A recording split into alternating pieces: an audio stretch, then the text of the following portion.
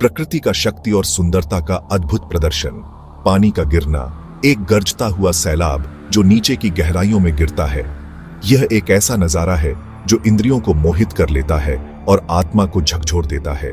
दुनिया भर में ये प्राकृतिक अजूबे आकार और आकार के एक संगीत कार्यक्रम में मौजूद है। गरजते हुए दिग्गजों से लेकर धुंध के नाजुक घूंघट तक प्रत्येक झरने का अपना अनोखा आकर्षण होता है। झरने केवल दृश्य चश्मा नहीं है, वे पारिस्थितिक तंत्र हैं जो परिदृश्य को आकार देते हैं और जीवन की विविधता का समर्थन करते हैं।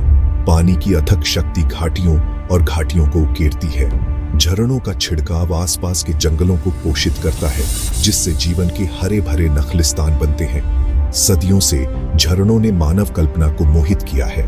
वे पौराणिक कथाओं और लोक कथाओं में प्रमुखता से शामिल हैं, जिन्हें अक्सर पवित्र स्थानों या आत्माओं के निवास के रूप में दर्शाया जाता है। कलाकारों और कवियों ने लंबे समय से उनकी अलौकिक सुंदरता से प्रेरणा ली है। आज झरने दुनिया भर से पर्यटकों को आकर्षित करते हैं। दुनिया के कुछ सबसे लुभावने झरनों की यात्रा पर हमारे साथ आए। उनकी विशाल शक्ति, उनकी आश्चर्यजनक सुंदरता और उनके द्वारा बताई गई आकर्षक कहानियों से चकित होने के लिए तैयार रहे। एंजल फॉल्स की धुंधली ऊंचाइयों से लेकर नियाग्रा की गड़गड़ाहट तक पानी के अजूबों की दुनिया का इंतजार है। वेनेजुएला के बीचों बीच धुंध और किंवदंती में डूबा हुआ एंजल फॉल्स है। यह लुभावनी झरना सभी झरनों का निर्विवाद राजा है, जो 979 मीटर या 3212 फीट की आश्चर्यजनक ऊंचाई समेटे हुए है। यह नियाग्रा फॉल्स की ऊंचाई का लगभग 15 गुना है। एंजल फॉल्स ओयानटेपुई से गिरता है, जो कनाइमा नेशनल पार्क में एक विशाल टेबल टॉप पर्वत है। स्थानीय पेमेन लोग इसे कैरेपाकुपाई मेरू कहते हैं, जिसका अर्थ है सबसे गहरे स्थान का झरना। इसका अंग्रेजी नाम अमेरिकी एविएटर जिम्मी एंजल को सम्मानित करता है, जिन्होंने 1933 में पहली बार फॉल्स के ऊपर से उड़ान भरी थी। एंजल फॉल्स तक पहुंचना अपने आप में एक साहसिक कार्य है। फॉल्स वेनेजुएला के वर्षावन के एक सुदूर क्षेत्र में स्थित है, जहां केवल नाव या हवाई मार्ग से ही पहुंचा जा सकता है, लेकिन यात्रा प्रयास के लायक है। एंजल फॉल्स को प्रत्यक्ष रूप से देखना प्रकृति की कच्ची अदम्य शक्ति का अनुभव करना है। एंजल फॉल्स की यात्रा का सबसे अच्छा समय जून से नवंबर तक बारिश का मौसम है, जब फॉल्स अपने सबसे प्रभावशाली रूप में होते हैं। हालांकि इस दौरान बारिश और धुंध के लिए तैयार रहे। दिसंबर से मई तक शुष्क मौसम में साफ नजारे दिखाई देते हैं, लेकिन पानी की मात्रा काफी कम हो जाती है। धरती पर कुछ ही झरने नियाग्रा फॉल्स जितने प्रतिष्ठित हैं। संयुक्त राज्य अमेरिका और कनाडा के बीच की सीमा पर स्थित नियाग्रा फॉल्स प्रकृति की कच्ची शक्ति और सुंदरता का प्रमाण है। यह न तो सबसे ऊंचा झरना है और न ही सबसे चौड़ा, लेकिन नियाग्रा में ऊंचाई की कमी है, इसकी भरपाई यह मात्रा में करता है। नियाग्रा फॉल्स वास्तव में एक में 3 झरने हैं: American Falls, Bridal Veil Falls और हॉर्सशू फॉल्स। हॉर्सशू फॉल्स तीनों में सबसे बड़ा और सबसे प्रभावशाली है। हर मिनट 6 मिलियन क्यूबिक फीट से अधिक पानी नियाग्रा फॉल्स के ऊपर गरजता है। नियाग्रा फॉल्स सदियों से एक लोकप्रिय पर्यटन स्थल रहा है। साहसी लोग मेडो ऑफ द मिस्ट की सवारी करके रोमांच अनुभव कर सकते हैं। गर्मी का मौसम सबसे गर्म होता है, लेकिन यह साल का सबसे व्यस्त समय भी होता है। दक्षिणी अफ्रीका के मध्य में जाम्बिया और जिम्बाब्वे की सीमा पर एक ऐसा भव्य, इतना विस्मयकारी झरना है कि इसे दी स्मोक दैट थंडर्स के रूप में जाना जाता है। यह विक्टोरिया फॉल्स है, जो ग्रह पर गिरने वाले पानी की सबसे बड़ी चादर है। विक्टोरिया फॉल्स 1 मील से अधिक चौड़ा है और नीचे जाम्बेजी नदी में 350 फीट से अधिक गिरता है। पानी की भारी मात्रा एक ओग्लुशिंग गर्जना और धुंध का एक गुब्बार पैदा करती है, जिसे मीलों तक देखा जा सकता है। स्थानीय टोंगा लोग इसे मोसिवा तुन्या कहते हैं, जिसका अर्थ है धुआं जो गरजता है। विक्टोरिया फॉल्स यूनेस्को की विश्व धरोहर स्थल है और साहसिक चाहने वालों के लिए एक लोकप्रिय गंतव्य है।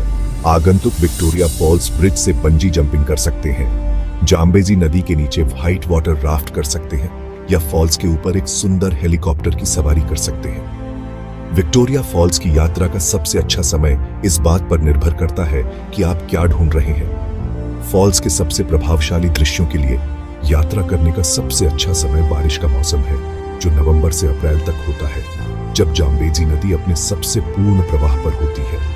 हालांकि इस दौरान फॉल्स से निकलने वाली धुंध इतनी घनी हो सकती है कि फॉल्स को साफ साफ देखना मुश्किल हो सकता है। मई से अक्टूबर तक शुष्क मौसम में साफ नजारे दिखाई देते हैं, लेकिन पानी की मात्रा काफी कम हो जाती है। खंड 5 इगाजू फॉल्स पानी का एक सिम्फनी ब्राजील और अर्जेंटीना की सीमा पर एक हरे भरे वर्षावन में बसा हुआ है। प्रकृति का एक लुभावना नजारा इगाजू फॉल्स। 275 व्यक्तिगत झरनों से बना पानी का यह सिम्फनी लगभग 3 किलोमीटर तक फैला हुआ है। इगाजू नाम गुआरानी भाषा से आया है, जिसका अर्थ है बड़ा पानी। किंवदंती है कि फॉल्स का निर्माण तब हुआ था जब एक देवता अपने प्रेमी के भागने से क्रोधित होकर नदी को काट दिया। आज इगाजू फॉल्स प्रकृति की कच्ची शक्ति और सुंदरता के प्रमाण के रूप में खड़े हैं। खंड 6 झरनों की एक टेपेस्ट्री। जबकि Angel Falls, Niagara Falls, Victoria Falls और इगाजू फॉल्स झरनों के बीच टाइटन्स के रूप में खड़े हैं, दुनिया अनगिनत अन्य झरनों से सजी है, प्रत्येक अपने अद्वितीय आकर्षण के साथ। क्रोएशिया में प्लिट्विस लेक्स नेशनल पार्क के कैस्केडिंग डियर से लेकर आइसलैंड में गुल्फॉस की अलौकिक सुंदरता तक, ये झरने हमारे ग्रह की विविध सुंदरता की एक झलक पेश करते हैं। न्यूजीलैंड में सदरलैंड फॉल्स पर विचार करें, जो 580 मीटर की ऊंचाई से गिरता है, जो फियोर्डलैंड नेशनल पार्क की कच्ची सुंदरता का प्रमाण है। या कैलिफोर्निया में योसेमाइट फॉल्स की यात्रा करें, जहां झरने का पानी 3 लुभावने बूंदों की एक श्रृंखला में 729 मीटर की दूरी पर गिरता है। एक ऐसा नजारा जिसने प्रकृतिवादी जॉन मुइर को मंत्रमुग्ध कर दिया। ये असंख्य झरनों के कुछ उदाहरण हैं जो हमारे ग्रह की शोभा बढ़ाते हैं। प्रत्येक झरना, चाहे वह एक गरजता हुआ विशाल हो या एक कोमल झरना, पृथ्वी पर जीवन की समृद्ध टेपेस्ट्री में योगदान देता है। वे हमें प्राकृतिक दुनिया की शक्ति और सुंदरता की याद दिलाते हैं और हमें आने वाली पीढ़ियों के लिए इन कीमती संसाधनों की रक्षा करने के लिए प्रेरित करते हैं। खंड 7 वैभव के पीछे का विज्ञान। झरनों का वैभव केवल एक कलात्मक चमत्कार नहीं है, यह एक वैज्ञानिक तमाशा भी है। झरनों का निर्माण कटाव और भूवैज्ञानिक गतिविधि की अथक शक्तियों का प्रमाण है। लाखों वर्षों से नदियां आधारशिला के माध्यम से अपना रास्ता तराशती हैं, कम से कम प्रतिरोध का मार्ग तलाशती है। झरने तब होते हैं जब एक नदी चट्टान की एक प्रतिरोधी परत के ऊपर से बहती है, उसके बाद कम प्रतिरोधी परत होती है। नरम चट्टान तेजी से मिटती है, जिससे एक गिरावट आती है। गिरते पानी के बल से नरम चट्टान और भी अधिक कट जाती है, जिससे झरने के तल पर एक तलछट पुल बन जाता है। जैसे जैसे प्रक्रिया जारी रहती है, झरना ऊपर की ओर पीछे हटता जाता है, जिससे घाटियां और घाटियां बनती हैं। नियाग्रा एस्केर्पमेंट, जिसके ऊपर नियाग्रा फॉल्स बहता है, इस प्रक्रिया का एक प्रमुख उदाहरण है।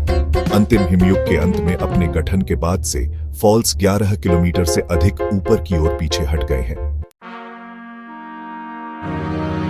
खंड 8 संस्कृति और इतिहास में झरने। अपनी कच्ची शक्ति और मनोरम सुंदरता के साथ झरनों ने सहस्त्राब्दियों से मानव संस्कृति और इतिहास में एक प्रमुख स्थान रखा है। संस्कृतियों में झरनों को अक्सर पवित्र स्थानों के रूप में देखा जाता है, जो प्राकृतिक दुनिया की शक्ति और रहस्य को मूर्त रूप देते हैं। कई स्वदेशी संस्कृतियों में झरनों को आत्माओं या देवताओं का निवास स्थान माना जाता है। वे अक्सर सृजन मिथकों और परिवर्तन की कहानियों से जुड़े होते हैं। उदाहरण के लिए पश्चिम अफ्रीका के योरूबा लोग मानते हैं कि देवी ओसुन ओसोग्बो सेक्रेड ग्रोव में रहती है, जो यूनेस्को की विश्व धरोहर स्थल है, जो अपने झरनों और पवित्र मूर्तियों के लिए प्रसिद्ध है। झरनों ने पूरे इतिहास में कलाकारों, कवियों और संगीतकारों को भी प्रेरित किया है। 19वीं शताब्दी के रोमांटिक चित्रकारों से, जिन्होंने प्रकृति की उदात्त सुंदरता को पकड़ने की कोशिश की, आधुनिक फोटोग्राफरों और फिल्म निर्माताओं तक झरने विस्मय और आश्चर्य को प्रेरित करते रहते हैं। खंड 9 एक कालातीत आकर्षण। झरनों का आकर्षण कालातीत है, जो मानव आत्मा को मोहित करने के लिए प्राकृतिक दुनिया की स्थायी शक्ति का प्रमाण है। वे शांति और शांति के स्थान हैं, जहां झरते पानी की गर्जना के बीच रोजमर्रा की जिंदगी का तनाव दूर होता दिखाई देता है। झरने हमें सभी चीजों की परस्पर व बंडन हाइट की याद दिलाते हैं। वे जल चक्र का एक महत्वपूर्ण हिस्सा हैं, वर्षा के पानी को महासागरों में लौटाते हैं और रास्ते में जीवन को बनाए रखते हैं। वे हमारे ग्रह के स्वास्थ्य के संकेतक भी हैं। उनका प्रवाह हमारे पारिस्थितिक तंत्र के नाजुक संतुलन का प्रतिबिंब है। जैसे जैसे हम जलवायु परिवर्तन और पर्यावरणीय क्षरण की बढ़ई चुनौतियों का सामना कर रहे हैं, इन प्राकृतिक अजूबों की सराहना करना और उनकी रक्षा करना पहले से कहीं अधिक महत्वपूर्ण है। उनके गठन के पीछे के विज्ञान को समझकर, उनके सांस्कृतिक महत्व का सम्मान करके और उनके संरक्षण की वकालत करके हम यह सुनिश्चित कर सकते हैं कि आने वाली पीढ़ियां झरनों के कालातीत आकर्षण से प्रेरित हो